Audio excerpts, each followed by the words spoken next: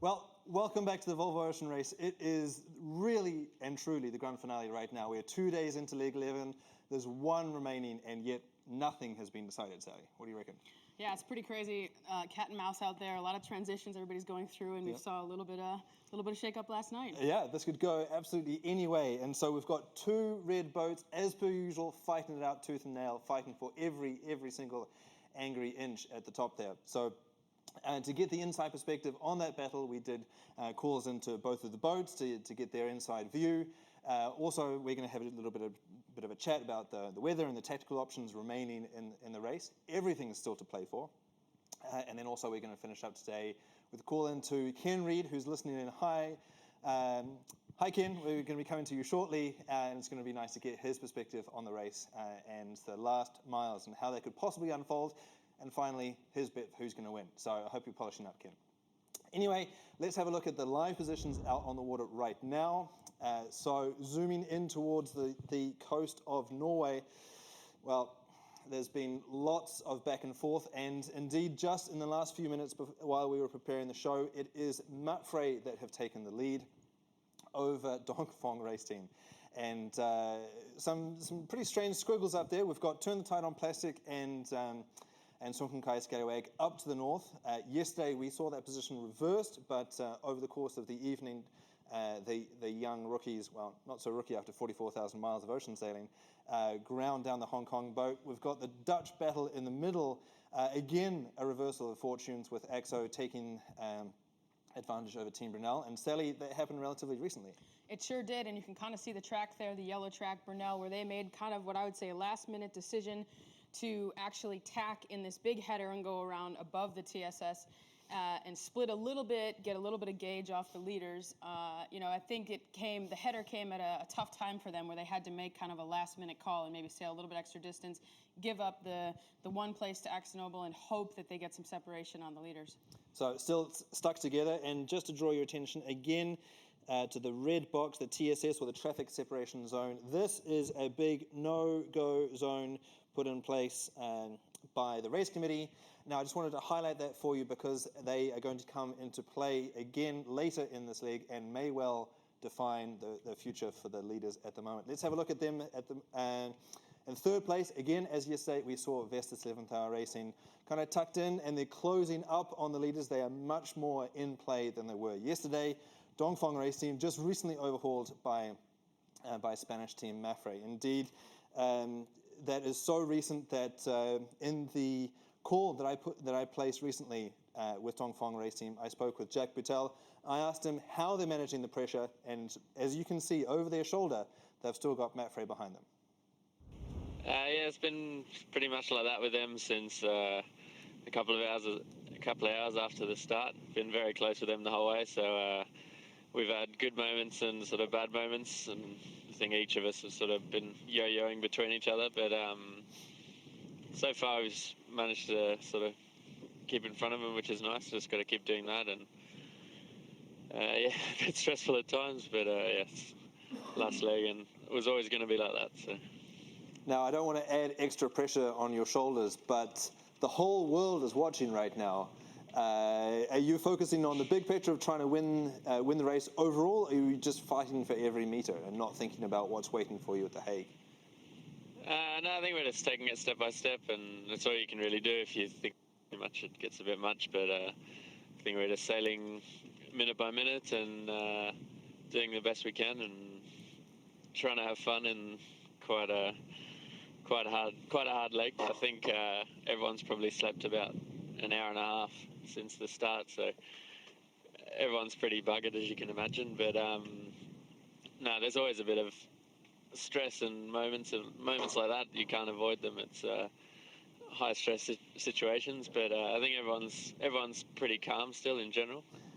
It's going to be really exciting to see the way that the fleet navigates the TSS zones. If I promise not to tell Mapfre, can you tell me what your strategy is going to be? The timing of everything's changed quite a lot, so we're still working on that at the moment.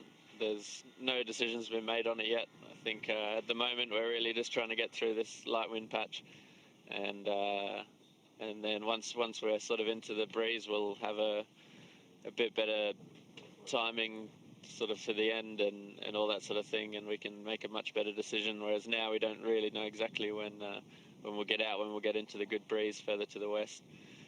With 3 boats tied at the top, are you afraid that with the TSS zones blocking your path, if you go one way with Mapfre, that leaves open the opportunity for Brunel to do something different and just roll the dice, right? Yeah, we've discussed that. We know that it's an impossible thing to control. It's an impossible thing to judge who will do what. And for sure, if there's a boat that ends up further back with no real way to come back in a straight line, then you're going to try something different. And it's sort of out of our control. You can't really think about it. We just got to see what happens down at the end, really. It's a bit out of our control. It'd be disappointing if we went one way and another boat went the other, and they ended up winning just because of that. Well, sorry, Jack. The whole world is watching. Sorry about putting more pressure on your shoulders, buddy. But anyway, it's fascinating to see that that Mapfre were so close to them and now are basically equidistant, but in the opposite position. They are now leading. But they didn't do that with boat speed. They did it with tactics, right? Yeah, and I thought it was a quite interesting move what Dongfeng did. All the way upwind to that virtual mark, they were matching tacks. If you follow the tracker, they were just on top of Mapfre. And then as they made this final tack here onto port, they let Mapfre go out a little bit bow forward, and that's changed the leaderboard within a few minutes. It was amazing indeed. I suppose the race experts here following along closely. It happened so quickly that they didn't see it happen either. So to get the other perspective of that very, very intense battle, we called in to Mapfre, but in fact the crew were too busy to have a chat with me, so instead I had a chat with their onboard reporter, Hugo Fonoya. Well, I think the mode on board is not too much asleep and push as much as they can. I think Dongfeng is doing very well and it's being difficult to pass them. So we managed kind of pass them tonight, but they finally, when the breeze get back, they get back in the front. So we're still stuck, just less than half a mile behind, and it's just little details that count. So everybody is in standby and try to do as much as they can. What is the mood on board under so much pressure? When Mapfre went into the lead briefly, did the mood change? Were they happy, excited? They were happy because they still in the battle, but it's just halfway to go to the Hague. So love can happen, and the weather is not helping either. So it's gonna be very tricky, and I don't know. I think they are just trying to don't get back of the fleet, because with this weather, with the wind, is quite difficult. And talk us through the relationship between Xabi and Juan Villa. That is there. Clearly, they're working hard to try and position the boat in the wind, or what little you have. But do you feel that there's a lot of tension between them, or is the mood quite relaxed? There's no tension. It's just be focusing to make the boat fastest, trimming the boat, or as well choosing the right route. So no, there's no tension. It's just be focusing in what they want. That is to win the race. Now, Sally, you and I are both sailors, first and foremost, commenters and presenters, well, very clearly, very much second. And it feels a little bit unnatural sometimes to be sort of digging for this, for the emotion of the sailors, because the thing that I've been getting consistently over the past 9 months is just flatline. You don't get these highs and lows so much.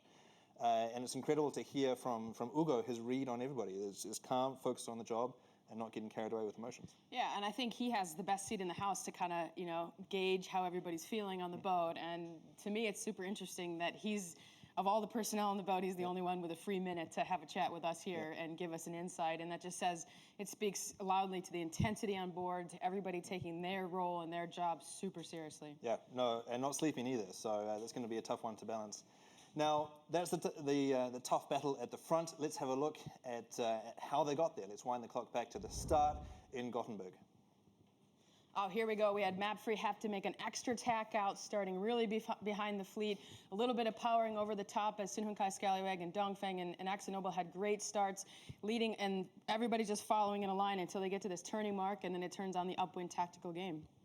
So unusual to see Mapfre down in 7th place, but here they are sailing upwind, basically playing the shifts. That's what explains the squiggles and the tacks, but amazingly, we see Mapfre already back in 2nd place. They played the left-hand side really well, and they actually sailed considerably less distance than Vestas on the right-hand side.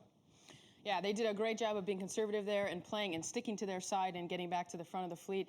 Then it's off to the downwind races. They actually go right past where they started in Gothenburg, a ton of jibing duels downwind and turning the corner into Aarhus and doing their flyby in front of the city. Yeah, this was a really cool moment. I enjoyed it yesterday, and clearly the fans did too in the Danish city. And great flotilla there to welcome all of the boats in. We had the 2 leaders, Dongfeng and Mapfre, within just moments of each other going into the inner harbour there. Fortunately, they didn't play with each other too much there, but Mapfre was certainly hot on their heels. Yeah, and super cool to see the Olympic classes here turning it on and showing their strut as the big Volvo boats are doing their thing. And what a great moment for Jenna Mai Hansen. We had a bit of a chat with her as well, but what an opportunity to sail into your home waters and to be greeted by your home fans. And let's not forget Nikolai Sehested, as he's aboard Axel Nobel there, a magnificent helmsman, match racer, and has brought some really good youth talent to this team. So close battle there in the middle. Remember that it's still super tight between these 2 boats and the 2 Dutch boats in the middle. And speaking of a flyby, well, you had one literally there with a float plane splitting Sunkenkai Scallywag and turn the tide on plastic. So an incredible vista, a great opportunity to get a close-up view of sailing, well, an ocean race really. But it was a coastal one for a while because they had a close reach and then a little bit of upwind, and then, well, the wind sort of turned off, didn't it? It sure did, and it created another transition zone, which the sailors have seen a lot before, but it also created this chance for the back of the fleet to gain a ton of miles up to the middle of the fleet, and the front of the fleet almost had a full park up and a restart, but fortunately the leaders were able to jump through and the positions stayed relatively the same. Yeah, that's right, and so up around a virtual turning mark, and then, well, their first confrontation with a TSS exclusion zone. And already it's been claiming scalps. We saw Brunel there with a late tack to go over the top, and that put them behind Team Axel Nobel. Yeah, and I think they're taking an opportunity here to gain a little bit of separation from the lead boats, but we'll see if it pans out. Everybody wants to get west as fast as they can, and now we see the lead boats actually coming in front of Axel Nobel and Brunel, kind of closing off all the leverage, all the opportunity. Now, speaking of that virtual mark, it's not actually a physical buoy, or buoy like the Americans say. Hi, Ken. And so instead of going around a physical mark, it was literally just a waypoint in the middle of the ocean, almost like you would do with Google Maps. And so the race committee, the race director, Phil Lawrence, chose this spot here.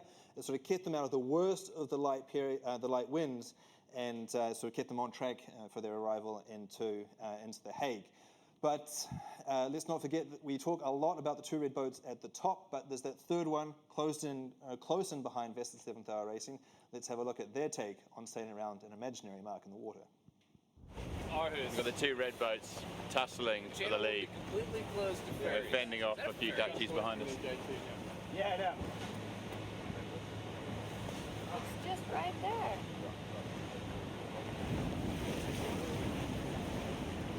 Yeah, down below now. Satellite. Yeah. Back six. And tacking around. Tacking around? Yep. 3, 2, tacking.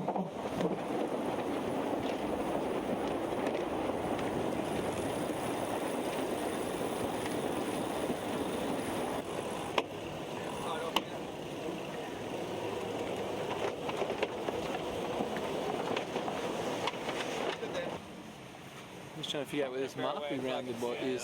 Yeah, it's fair, it's like 208 or something like that. Yeah, cool. Are we around it? We're around it. We're a bit in tight out wide, but You know, sometimes you got to do these things when the marks are invisible. Copy. So there we go, TJ. You do need to trust your navigator when the mark is virtual. So that's the third boat out on the water, but remember there is a third boat in the battle for first place overall. So they may have slipped back a little bit, Team Brunel, but they're still very much in the hunt, and as Abiela says, the mood is still good on board. It's good. We're in good spirits. Still a long way to go, so you know, anything could happen. We've just got to keep plugging away. We can't give up at this stage, as much as we would like to be down there. Just got to keep trucking.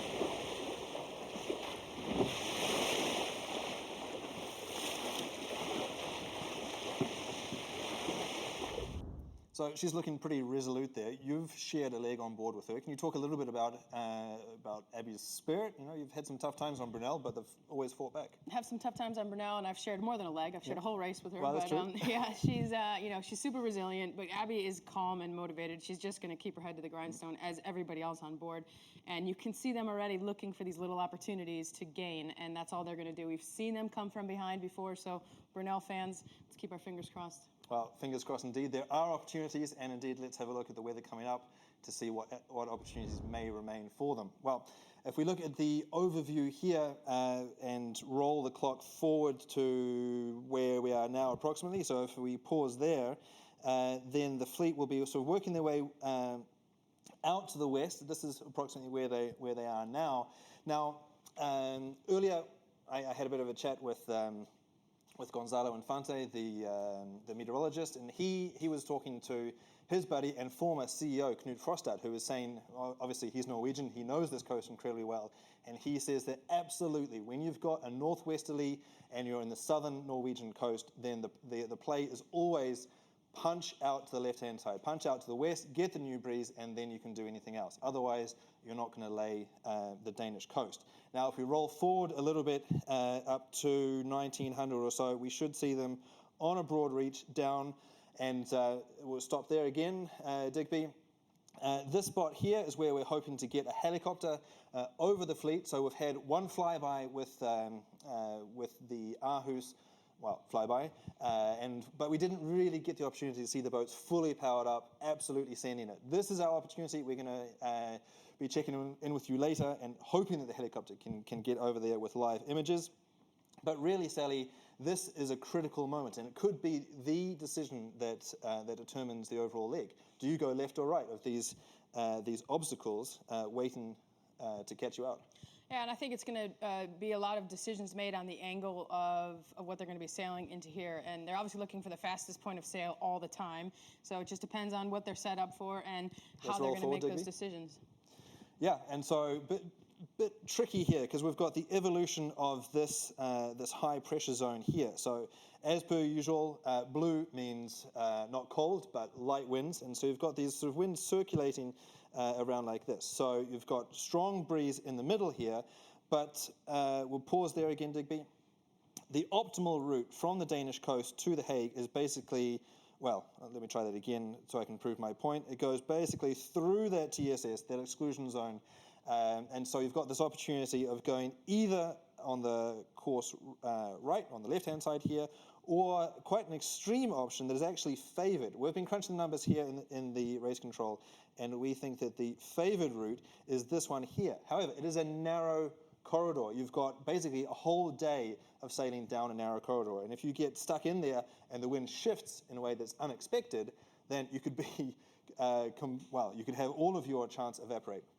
So given the fact that we're, in honour of the fact that we're in Spain, you've got to have some real cojones to invest in that option. Yeah, that's for sure. And, I think being the leader in this situation can be a luxury because there isn't a big separation, and you can probably guess what the trailers are going to do, but it's still going to be a massive decision on each boat. And remember, whatever option the first two or the first three boats do, if Brunel and AkzoNobel are still trailing that top trio, hands down, they're going to do something. They're going to do whatever the other guys are not, in the hope that it comes good. So watch the evolution of that high pressure zone. If it moves eastwards, then it's going to block off that route and maximise the chance of the risky but potentially beneficial inshore route. So lots to play for, and this is the moment that's going to absolutely determine who wins the race in the overall. However, there's one man who has lots of experience making tough calls, and that's Kenny Reid, two-time skipper in the Volvo Ocean Race. Now, Ken, if you could be on any boat in the race right now, who would you be with? No, one of those two red boats. Or maybe you're on Vestas because they're just having fun and just trying to go snag a leg. Listen, the pressure is great on these front two boats. I feel sorry for Bauer and his whole team. That exclusion zone kind of jumped out into the middle, right in their way at a really bad time. So I hope that doesn't cost them the event. These exclusion zones they're tough, and there's so many more of them now. The obstacles, you could hear the frustration in his voice. I was watching an interview this morning. You can hear the frustration in his voice. Hey, there's no ships around here. Kind of why the heck is there an exclusion zone? So it's a shame when they become a major obstacle in the boat race, but at the same time, it's the same for everybody. So dig it in, and hopefully you can figure out how to get some miles back. Exactly. It's a case of the rules are rules. We had Charlie Enright complain a little bit about the TSS off the coast of Newport as well. But sadly, they're put in place months in advance and are not dependent on whether there's traffic at that particular time. But I wanted to ask you a little bit about your take on the strategy for the next 24 hours.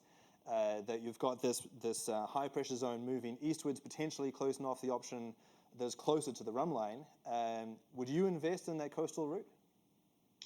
Well, that looks pretty scary to me. I was gonna suggest, if you guys are that convinced of that coastal route, I'm here for a bet. We've been betting bottles of wine here through the whole race with a bunch of friends. So You've got a case of wine on with my producer Digby, and you have ruined this race for him because he keeps referring to it. So the stress is grinding him down. But I'll take a bet. Okay, I think they go down that center route. Yeah. It wouldn't be this. Listen, this Volvo race has to end with a power reach, right? They've been soaking wet, blast reaching all the way around the world, so they're going to have one good shagging here for the next 12, 15 hours. It looks windy, and that get that codes that J0 up and triple head rig and a couple reefs and send it for a little while. I don't think this race can end any other way. And then, of course, it seems like every single one of these races have every one of these legs, or the last few legs, have ended in a real light air kind of a crapshoot. And it looks like that could happen at the same time. So if you're Brunel, don't do something crazy just to be different. That's going to be the hardest part for them, is to not, oh my God, if they go on one side of the separation zone, we're going to go on the other just to do something different. As we found out here in Newport, when Mapfre came out of nowhere and go on to win the leg, just do the right thing. And if the chips are going to fall your way, they're going to fall your way. But I think that the big thing I would do if I were coaching them right now, and Lord knows they're tired, Lord knows the desperation starts building up toward the end of a leg and a race like this, but just keep trying to do the right thing and hope maybe you get an advantage at the end. But you just don't want to give away miles for the sake of giving away miles for doing something different. That almost never works. So you talk about the fatigue and the ability to sort of drive yourself, and at what point that can start to sort of influence decision making. I've got a little bit of a moment of an interview that I'd like to share with you. Earlier, when I called into Mapfre, I had a brief chat with Rob. It was mainly one-sided, though, because I asked him how they were getting on and what was going on board the boat, and this was his response. Yeah, it's been busy, as you can probably tell, and it's going to remain busy. So there you go. You've sailed around the world with him on Puma. Is Rob always a man of such few words, or is it just getting ground down by the pressure and the fatigue? I'm guessing he fell asleep halfway through that interview. Not to say that you're not super exciting, Conrad, but I'm guessing. I am totally convinced that a race, a leg of this size, and you guys can attest to this, I would imagine the general public can't understand this, but a 20-day leg is far easier than this 2, 3, 4-day leg, because you just can never get into a rhythm.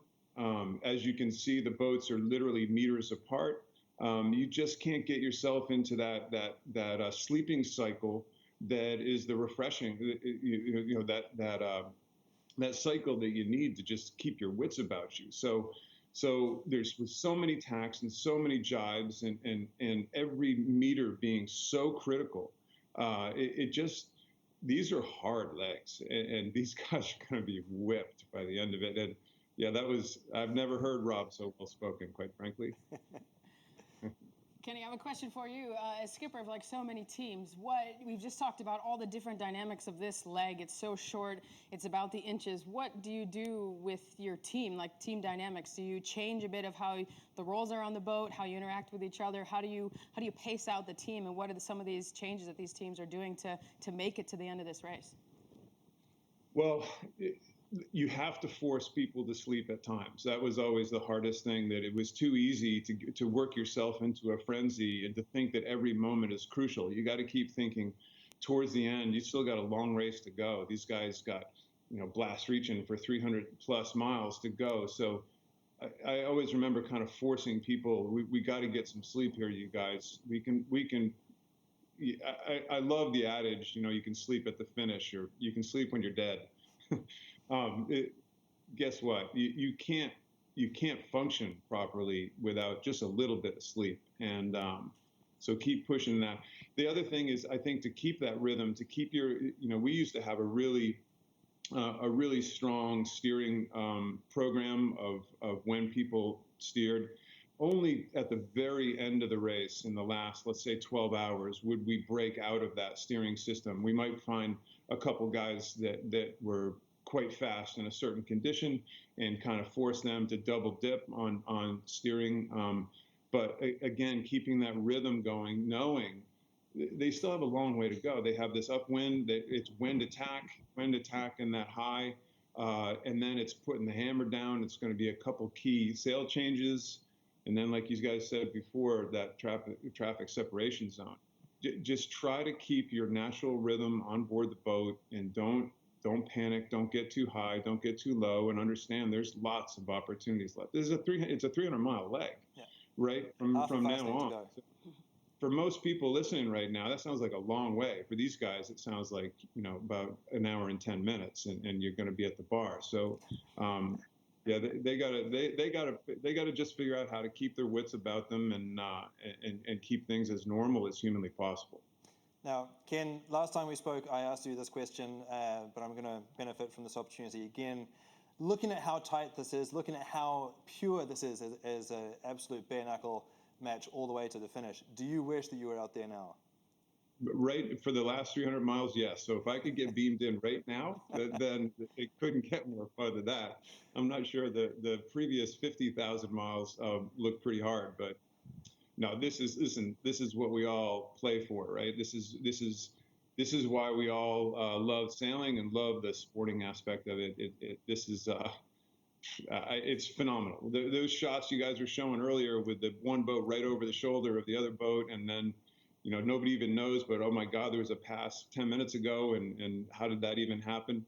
It's unfathomable. These guys are racing closer than a Tuesday night race here off of Newport, and so it's absolutely highest level possible. It's fun to watch. It's fun to be a fan, and this drone footage just kind of brings you right on board. The drone footage to me has changed this game, has potential of really promoting our sport like it's never been promoted before, because it's showing scenes that we can only have talked about.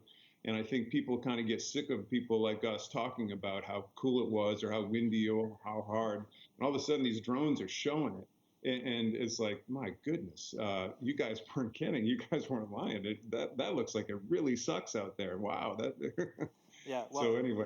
Now you've finally got the proof. Before, we all thought that you were a lion fisherman talking about how big the catch was. But now we've all got the opportunity to verify that. So, exactly. Well, thank you, Ken. Great to have your perspective on what is really turning out to be a historic final few miles. And, of course, it's all going to be decided in the final approach to The Hague, depending on whether the boats go left or right. But that's where we're going to leave things now. Ken, I hope that you can join us. It's not going to be drone footage, but hopefully helicopter footage when the boats are absolutely sending it down the Danish coast in a couple of hours. But we're going to leave this show there. We'll be going to be back shortly with those incredible images. And of course, I invite you to stay tuned. As always, as we've said, the picture is changing, well, almost. It's not hyperbole to say moment to moment. So stay tuned. One day to go.